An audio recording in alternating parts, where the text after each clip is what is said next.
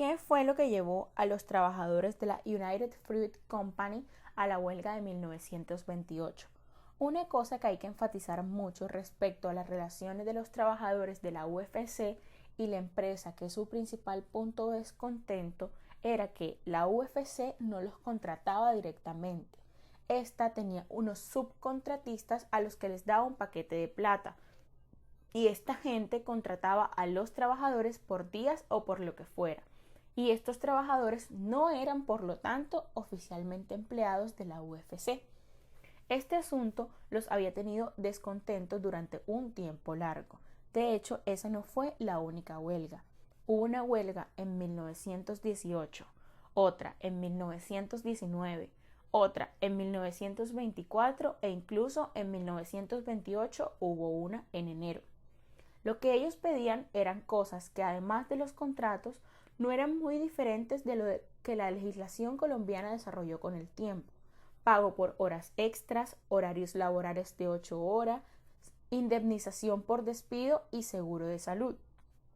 Las peticiones de los trabajadores en esa época, si se leen los pliegos de peticiones, no eran muy radicales. Casi que podría decirse que ellos estaban pidiendo una modernización de las relaciones laborales.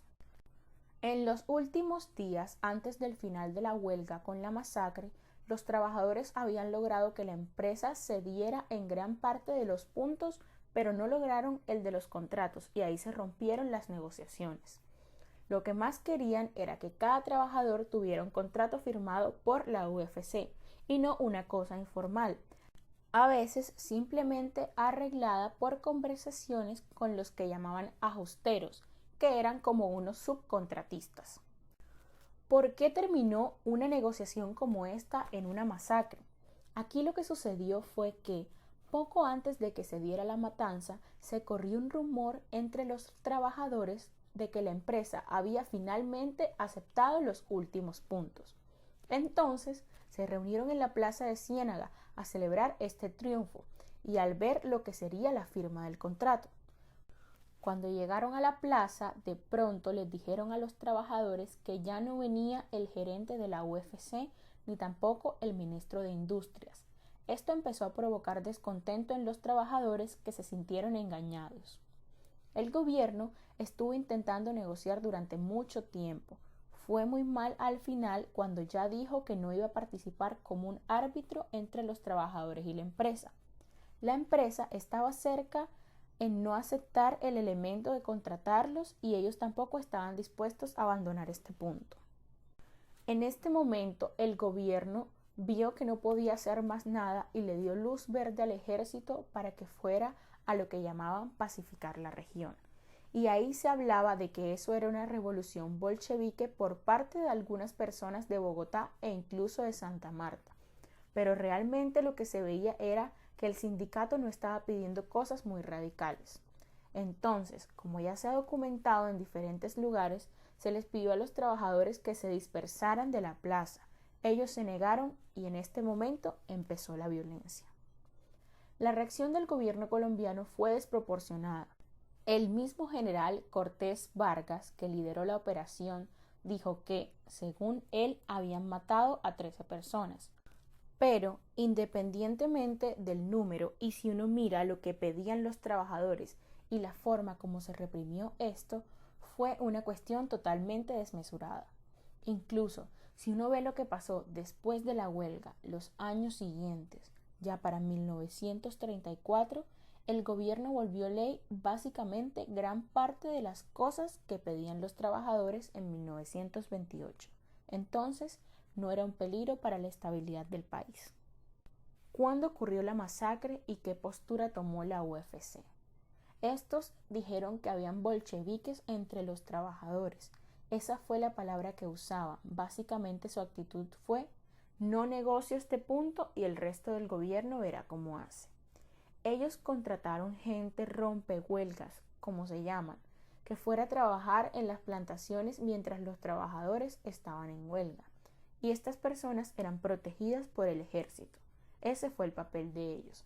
Primero, sentían que tenían la situación de su lado, en el sentido que creían tener el poder de negociación en el punto para no ceder, el de dar un contrato a los trabajadores y segundo, si tuvieron apoyo del gobierno al contratar para continuar las operaciones.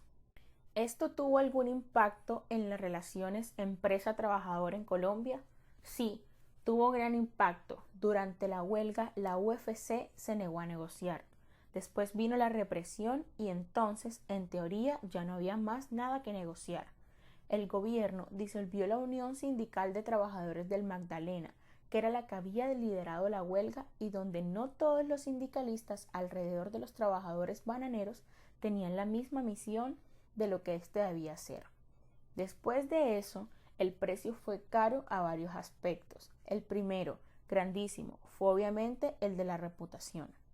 Esto fue explotado por Jorge Eliezer Gaitán y por partidos de la oposición, y en las siguientes elecciones los conservadores perdieron el poder después de muchos años. No se puede decir que fue exactamente por la masacre, porque ellos estaban divididos entre sí. Pero lo que se vio, por ejemplo, después de 1934, cuando Alfonso López Pumarejo subió al poder, es que los trabajadores volvieron a hacer huelgas en el sector bananero, volvieron a pedir lo mismo y ahí el gobierno sí los apoyó. La ley aquí era lo que habían pedido los trabajadores antes y esta cubría a las empresas en el país, nacionales, extranjeras, etc. Y por otro lado, cuando se fueron a la huelga después de la subida de Pumarejo, el gobierno salió con los trabajadores y la empresa casi que no protestó. Sabía que el ambiente político había cambiado en Colombia y cedió ante varias las peticiones. Las cosas sí cambiaron y los sindicatos sí se volvieron más poderosos. El gobierno también cambió. En un país como Colombia, que tiene una historia de violencia tan grande, ¿representa un riesgo negar episodios como este? Negar hechos es un problema, naturalmente. Esta huelga fue bastante simbólica, si se empieza por ahí. Existe el riesgo de empezar a cuestionar también otros hechos violentos que sucedieron posteriormente. Hay que recordar que los trabajadores de esta huelga no estaban pidiendo nada extravagante. Era como un paso previo a lo que fue la modernización de la legislación laboral en Colombia, que no es la más progresista del mundo.